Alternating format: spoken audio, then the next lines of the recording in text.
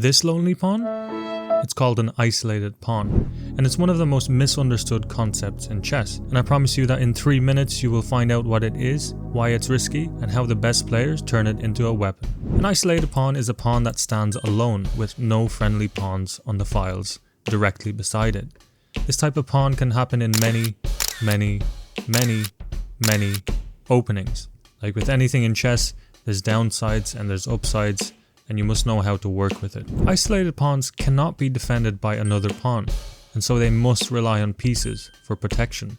And these pieces that should probably be doing something else than guarding a single pawn. And in the long run, these pawns can become targets in endgames. Oftentimes, you'll see that the square in front of the isolated pawn becomes a blockade, meaning your opponent simply parks a knight there and your pawn can't advance. And it isn't good.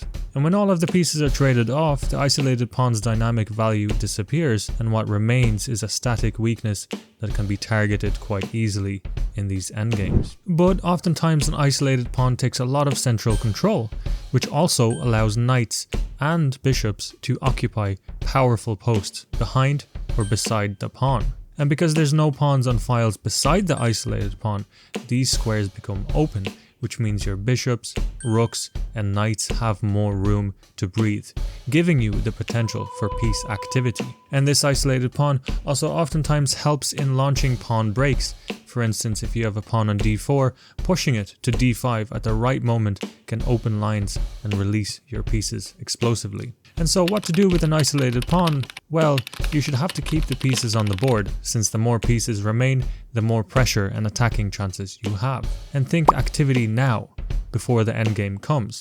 You must play energetically, using the temporary central space to create real threats before the structural weaknesses matter. So you must place your knights on advanced outposts, you should bring your rooks to these open files, and you should coordinate the activity and the pressure. And you should prepare the pawn break, if there is any, to push this pawn forward, and oftentimes your position transforms from dynamic tension to free activity. Well, what if you're playing against the isolated pawn? Well, if your opponent has one, it's a good idea to blockade it, preferably with a knight right in front of the pawn, because that way it cannot be chased away by a pawn. And more so, a knight can look over the pawns. Trading pieces usually helps, as the isolated pawn becomes an easy target. And remember, your opponent has to use a piece to protect the pawn.